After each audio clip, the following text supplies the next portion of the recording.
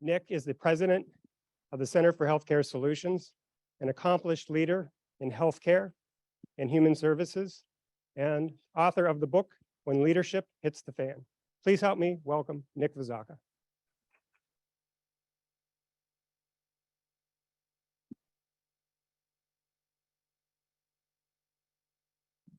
Thanks, Patrick. Thank you all for being here.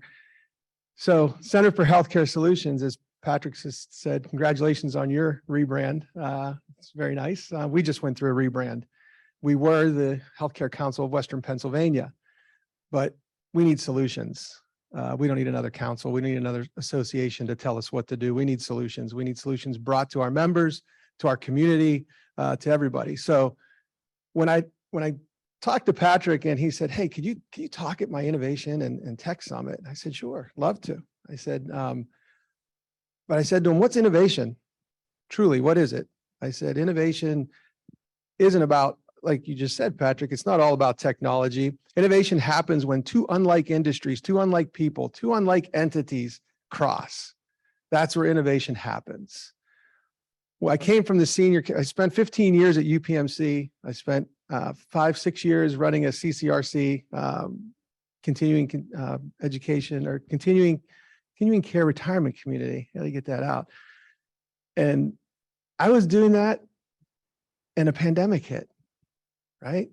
And what happens? You got to think differently.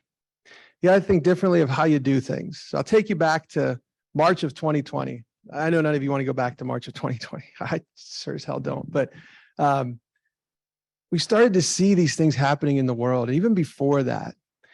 So I'm thinking to myself, how can we be different? Everybody else in my space was thinking, yeah, this isn't going to happen. It's not going to come here. It's in Europe. It's in China. It's everywhere else.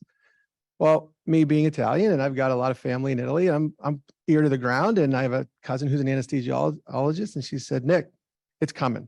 Be prepared for this, because this is like nothing you've ever seen before. So right around January of that year, 2020, I said to our team, I think we should be prepared for this. Let's think differently. Like, you're crazy. We haven't gotten a Medicaid increase. We're getting screwed. We got no money. We can't be worried about a pandemic that might not even hit us.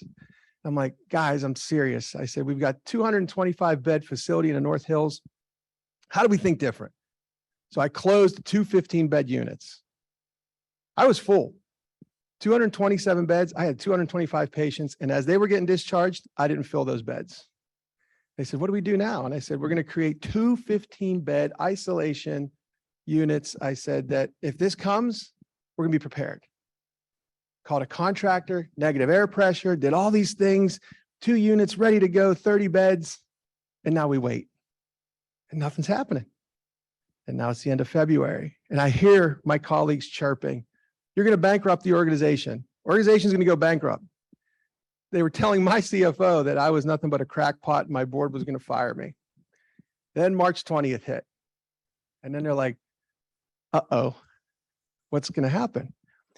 The thought was, let's keep these 30 beds for our residents.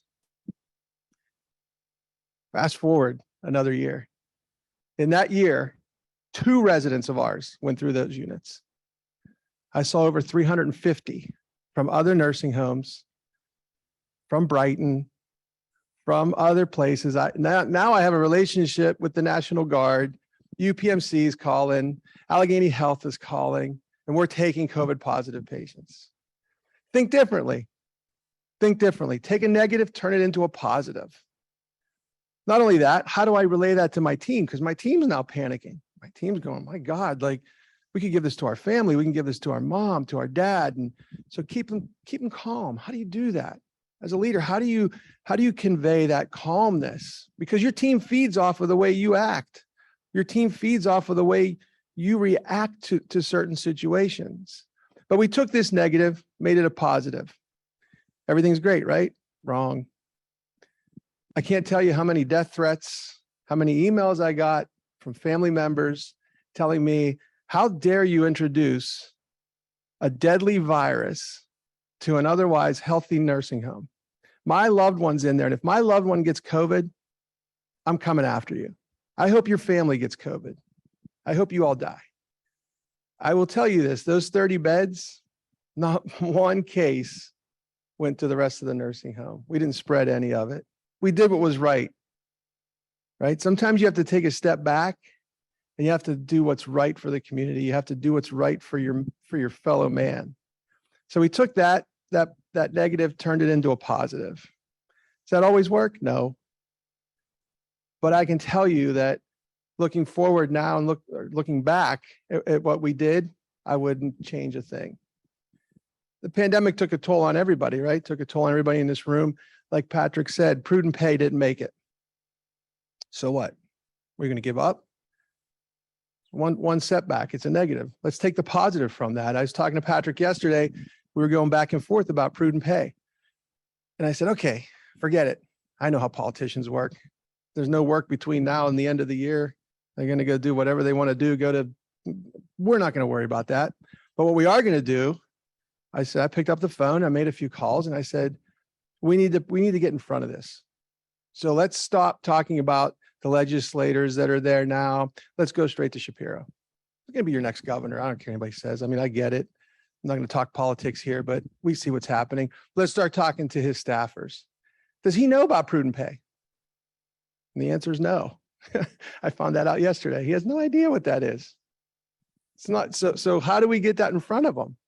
But once again, I think today should be more than just about technology, should be more than just about innovation, because at the heart of all of that is people.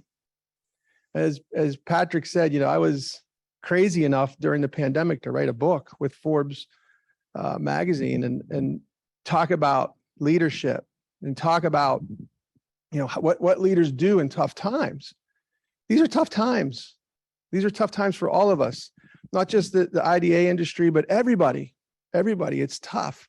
So how do you take a step back and really look at that and say, how do I take this negative and how do I feed off of it and create this opportunity? Create an opportunity to do something better, do something bigger. And I will tell you, I said this to a couple people before we started, I've never taken a position where I've stepped into something and it's been great. It's been, oh, just think this is a great job. This is the best job ever. We make money, there's revenue, there's all this, just keep it going. I don't want that job because my luck is I'll turn it around and I'll get a loss. Like I'll make you look worse. So you got nowhere to go but down, right? When I took that position at that CCRC, it was 7 years of net operating loss. When I left, it was 4 years of net operating income. Took over at Healthcare Council of Western Pennsylvania. I was on that board. That organization was slated to be closed at the end of 2023. We just closed our books. We turned it operating income. Turn a negative into a positive. And I think that's what this industry needs. This industry needs leaders that can see forward and say, I get it. Like this shit is hard. It's hard. But as I said in the book, you have to choose your hard because you know what? Hard starts early in life. Starts when we're little kids. It's hard to learn to tie my shoes. All right, leave them untied. It's hard to fall on your face and break your teeth. You know, marriage is hard. You ever tried divorce? I think that's a little bit harder. Same with this. Prudent pay. We didn't get it through. Not this session. Man, this is going to be hard.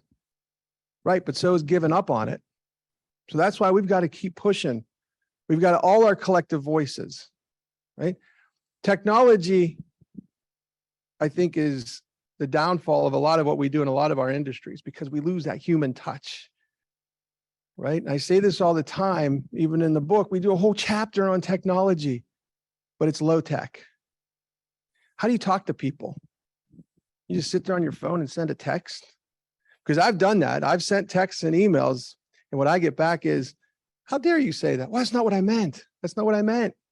Sorry. Like, get up and go talk to people. We're not going to solve prudent pay by sending emails, by sending letters. We're going to solve it by talking to people, educating the legislators, showing them. Patrick and I have talked about collaborating and potentially doing a documentary to show this. We did a documentary on the senior care industry, and it worked. It worked. It strikes a chord.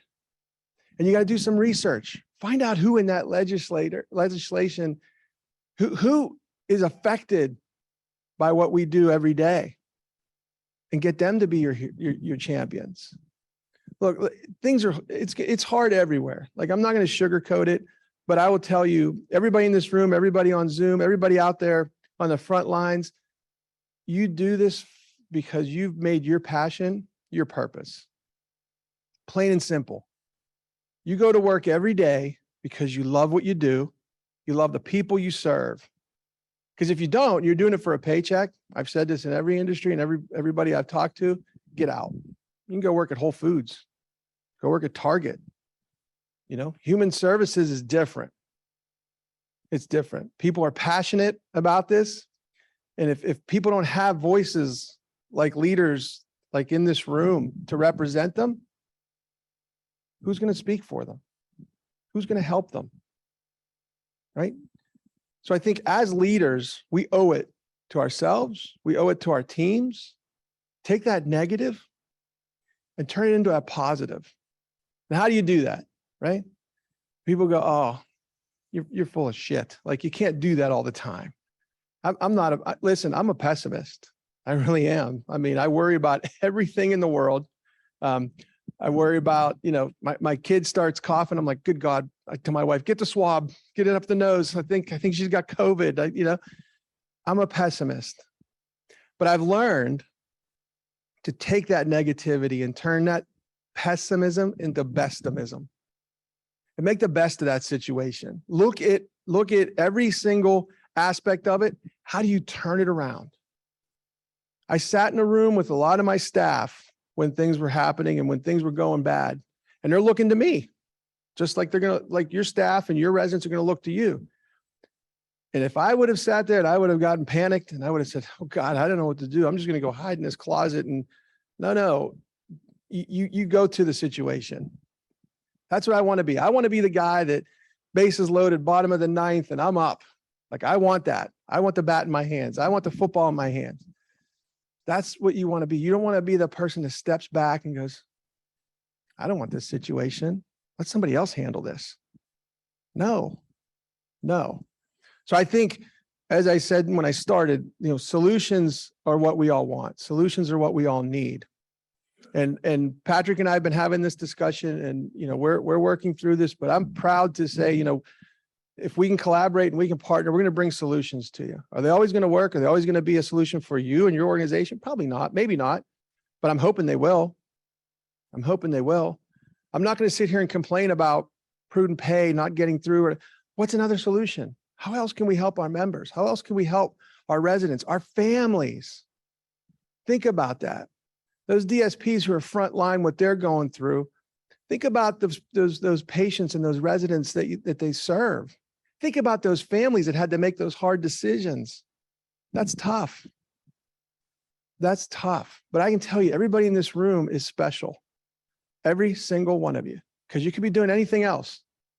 You're all smart people. You're going to hear from some very smart, innovative speakers today.